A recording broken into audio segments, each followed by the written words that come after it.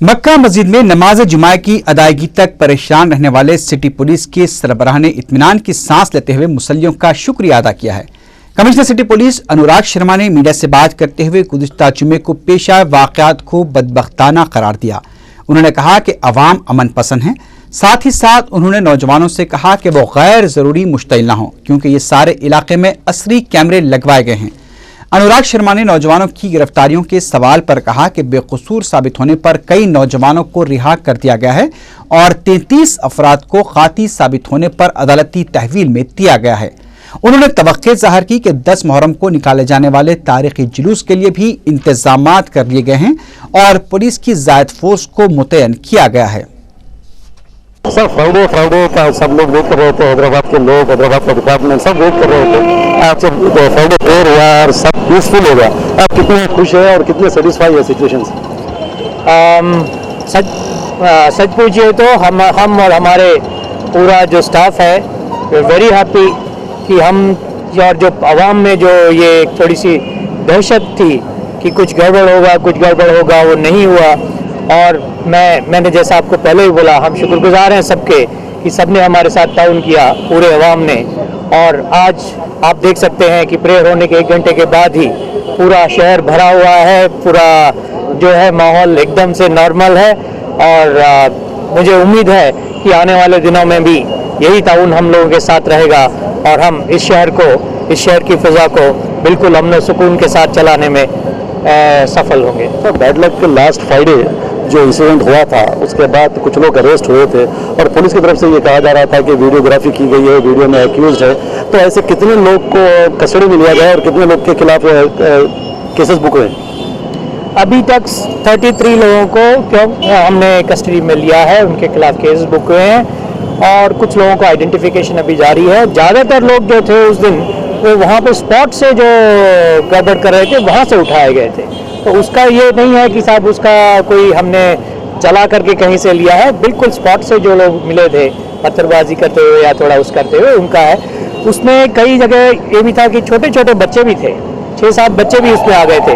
तो उन सबको हमने बुला करके उनके पेरेंट्स को बुला के काउंसिल करके और हमने उनके वालिदैन के हवाले कर दिया कि कम से कम आइंदा से इस तरह की हरकतों में ना आए, क्योंकि हम नहीं चाहते कि किसी भी बच्चे का जो है फ्यूचर जो है खराब हो। डिपार्टमेंट की तरफ से सर्वेलेंस कैमरास लगाए गए थे, तो उसका कितना सपोर्ट आप लोग को मिल रहा है और पब्लिक को क्या मैसेज देना चाहते हैं? आप सर्वेलेंस कैमरास लगाए जा रहे हैं, यूथ जो है घरों से निकल के आते हैं वो कैमरास में आते हैं, तो पब्लिक को क्या मैसेज देना चाहेंगे आप? हम यही मैसेज देना चाहेंगे कि कम से कम इस तरह की शरारतों के अंदर जो है यूथ जो कम से कम इसमें पार्टिसिपेट ना करें, क्योंकि कैमराज वगैरह हैं, एविडेंस हो जाती है और थोड़े से जज्बात की वजह से बाद में फिर परेशानी उठानी पड़ती है। तो मैं सबसे यही अपील करूंगा कि कम से कम इस तरह के जज्बातों में ना आए और जो है आप एडमिनिस्ट्रेशन को, पुलिस को अपना काम करना है। तो लास्टली मुहर्रम है, साउथ जोन में बहुत बड़ा प्रोसेशन होता है, तो पुलिस की जानिब से किस तरह के बंदोबस्त किए गए हैं सर? देखिए 10 मुहर्रम का प्रोसेशन है, वो सबसे बड़ा प्रोसेशन होता है और उसके लिए हमने पुख्ता इंतजाम किए हैं। बाहर से भी जिलों से फोर्स मंगाई गई है, उसी तरीके से APSP की भी एक्स्ट्रा फोर्स है हमारे पास में, रैपिड एक्शन फोर्स भी है। लेकिन मुझे पूरी उम्मीद है कि किसी तरह की कोई प्रॉब्लम नहीं होगी, पुरसुकून ये प्रोसेशन गुजरेगा और हमें और आपको किसी तरह की चिंता करने की जरूरत नहीं है। NTR के फर्जंद बाला कृष्णा ने 2014 के इंतखाबात में लोकसभा के लिए मुकाबला करने की खबरों को मुस्तरद कर दिया है। मीडिया से बात करते हुए उन्होंने कहा कि वो असेंबली के लिए ही मुकाबला करेंगे। तेलुगु देशम के बाज़ कायदीन की वैएसआर कांग्रेस पार्टी में शमूलियत से मुताल्लिक़ सवाल पर बाला कृष्णा ने कहा कि इंतखाबात से कबल कायदीन का पार्टी बदलना कोई नई बात नहीं है। उन्होंने तेलुगु देशम छोड़ने वाले कायदीन को मौका परस्त करार दिया। उन्होंने कहा कि किसी के पार्टी छोड़ने से तेलुगु देशम को कोई नुकसान नहीं होगा। बाला कृष्णा ने इस उम्मीद का इजहार किया कि तेलुगु देशम इंतखाबात में शानदार कामयाबी हासिल करेगी।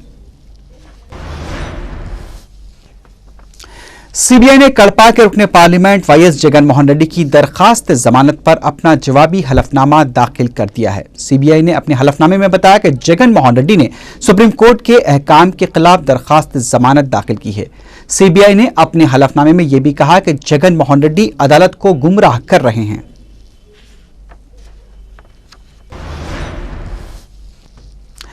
अलहदा तेलंगाना रियासत में अक़लियती तबके के फर्द को डिप्टी चीफ मिनिस्टर बनाने का ऐलान करने वाले केसीआर की अक़लियतों से दिलचस्पी का भरम उस वक्त फूट गया जब उन्होंने यौम आशुरा के दिन रन भैरी मुनक़िद करने का ऐलान किया।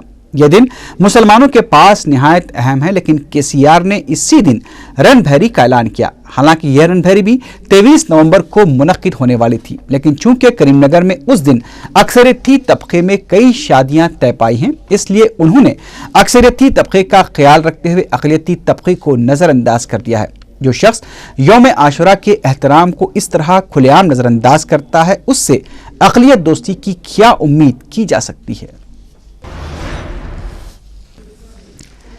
एआईसीसी के सेक्रेटरी पी सुधाकर रेड्डी ने कहा है कि किरण कुमार रेड्डी हुकूमत सिर्फ जबानी जमा खर्च नहीं करती बल्कि अमली इक़दाम भी करती है। मीडिया से बात करते हुए सुधाकर रेड्डी ने कहा कि किरण कुमार रेड्डी ने इससे साबित भी कर दिखाया है। उन्होंने सदर तेलुगुदेशम चंद्रबाबू नायडू को तनकीद का निशाना बनाते हुए कहा कि चंद्रबाबू नायडू इख्तिदार के लालच में नींद से बेदार होती ही कांग्रेस को निशाना बना रहे हैं। सदर टीआरएस के चंद्रशेखर राव को भी तनकीद का निशाना बनाते हुए सुधाकर रेड्डी ने कहा कि केसीआर सिर्फ वोट और नोट की सियासत करने में मसरूफ हैं। उनका कहना था कि रियासत में इस वक्त नफ्सियाती खेल चल रहा है, लेकिन कांग्रेस इसका सही वक्त पर जवाब देगी और अपनी ताकत का भी मुजाहरा करेगी। విద్యార్థుల భవిష్యత్తు దృష్టిలో పెట్టుకొని కార్యక్రమాలు, మైనారిటీ సంక్షేమం, బ్యాక్వర్డ్ క్లాస్ సంక్షేమం, ఎస్సీ ఎస్టీ సంక్షేమం, రైతాంగం సంక్షేమం, మహిళల సంక్షేమం, ఇటు పారిశ్రామికంగా అనేక రకాలుగా కూడా మరి వచ్చే కార్యక్రమం కానీ ఇవన్నీ కూడా సరే ఓవరా చూసేటోళ్ళకి చూసే రకంగా కనపడుద్ది, కళ్ళుండి చూసి చెవులుండి వింటే అభివృద్ధి కనపడుద్ది వినపడుద్ది అని చెప్పి సందర్భంగా తెలియజేస్తూ मार्च 2013 में मुनक्किद होने वाले इंटरमीडिएट और एसएससी इम्तिहानात की तारीख का ऐलान कर दिया गया है। इंटरमीडिएट साल अव्वल के इम्तिहानात 6 मार्च से 22 मार्च तक, साल दुव्वम के 7 मार्च से 23 मार्च तक मुनक्किद होंगे। एसएससी इम्तिहानात 22 मार्च से 9 अप्रैल तक मुनक्किद होंगे। इंटरमीडिएट प्रैक्टिकल इम्तिहानात 6 ता 25 फरवरी को मुनक्किद किए जाएंगे। वजीर सानवी तालीम पार्थ सारथी ने मीडिया से बात करते हुए बताया कि इस साल जंबलिंग सिस्टम के तहत ही प्रैक्टिकल इम्तिहानात मुनक्किद किए जाएंगे। उन्होंने वाज़ेह किया कि जारिया तालीमी साल के लिए इंटर साल दुव्वम के तलबा को इम्प्रूवमेंट लिखने का मौका फराहम नहीं किया जाएगा। उन्होंने बताया कि इंटर साल अव्वल के लिए 9,83,410, साल दुव्वम के लिए 9,94,001 और एसएससी के लिए 12,64,000 तलबा की शिरकत मुतवक्किल है।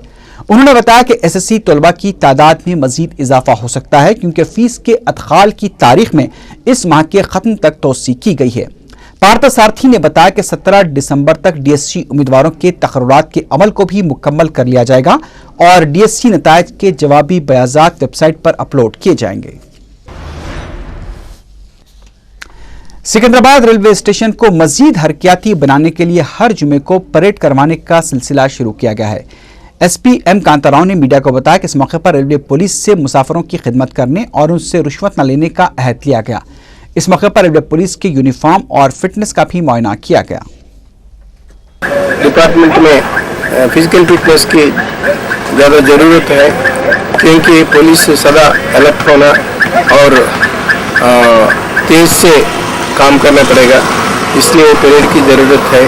हमारे रेलवेज में परेड्स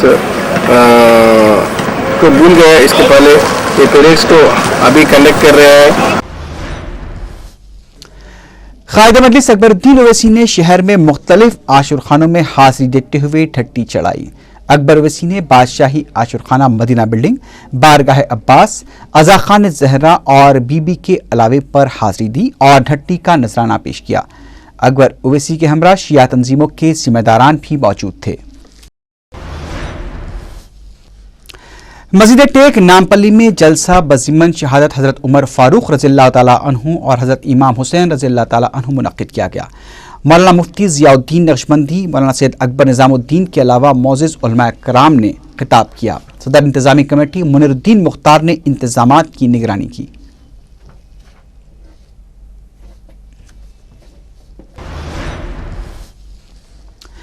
गोलकुंडे के इलाके में महकमे सिविल सप्लाईज के ओहदेदारों ने ग़िज़ाई अशिया की ब्लैक मार्केट में फरोख्त करने के इल्ज़ाम में राशन शॉप नंबर 516 को आर्जी तौर से मुकफ्फल कर दिया।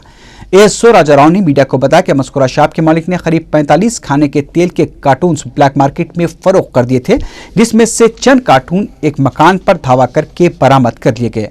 उन्होंने बताया कि जब मस्कुरा दुकान के स्टॉक की जांच कराई गई तो मिकदार कम पाई गई, जिस पर यह कार्रवाई की गई।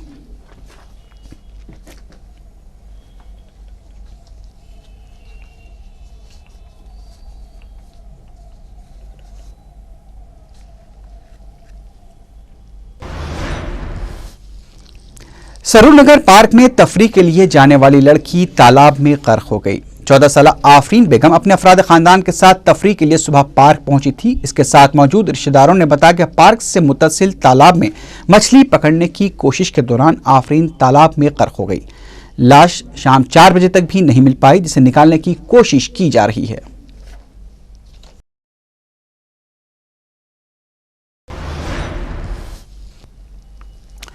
अपने शौहर की खुदकुशी को रोकने की कोशिश खातून को महंगी पड़ी। मारटपल्ली में पेश आए एक वाक़े में मुअत्तलशुदा कांस्टेबल सुभाष हालती नशा में खुदकुशी की कोशिश कर रहा था। जब उसकी बीवी ने उसे रोकना चाहा तो उसने अपनी बीवी पर हमला कर दिया।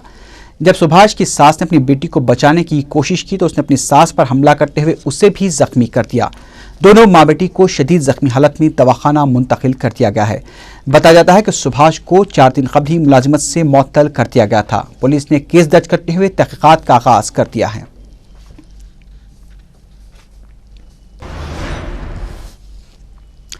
जरीमटला पुलिस को एक अपार्टमेंट से जिस्म फरोशी का कारोबार करने वाली खातून की लाश दस्तयाब हुई। पुलिस ने मीडिया को बताया कि विजय दुर्गा अपार्टमेंट वाक़ चिंतल के रूबरू मेडिकल शॉप के मालिक को फोन आया कि फ्लैट नंबर 302 में एक फाहिशा की मौत वाक़ हुई है, जिस पर शॉप के मालिक ने जरीमटला पुलिस को इत्तला दी।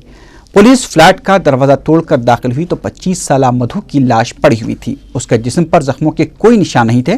पुलिस ने बताया कि मधु के 2 ब्रोकर धन्नू और छोटू फरार हैं, जिनकी तलाश की जा रही है। पुलिस ने केस दर्ज करके लाश को पोस्टमार्टम के लिए दवाखाना मुंतकिल कर दिया है। आखिर में सुर्खियों पर एक बार फिर नजर डालते हैं।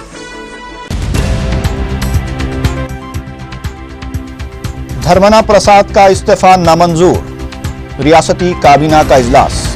SC/ST सब प्लान के लिए 30 नवंबर से 2 रोजा असेंबली इजलास तलब करने का फैसला।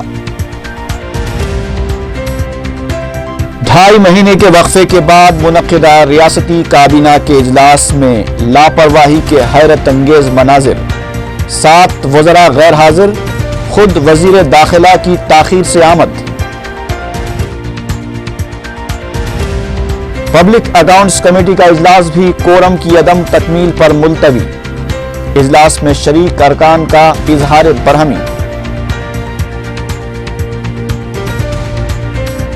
शहर में अमन व अमान को बिगाड़ने में पुलिस के मुखबिरों का रोल एक सवालिया निशान।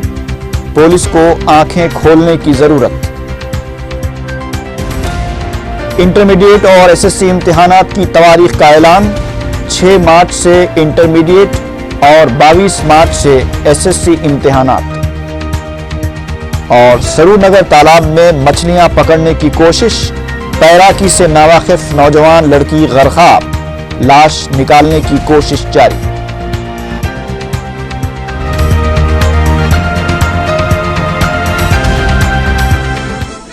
इसी के साथ ही खबरनामा अख्ताम को पहुंचा। अल्लाह हाफिज।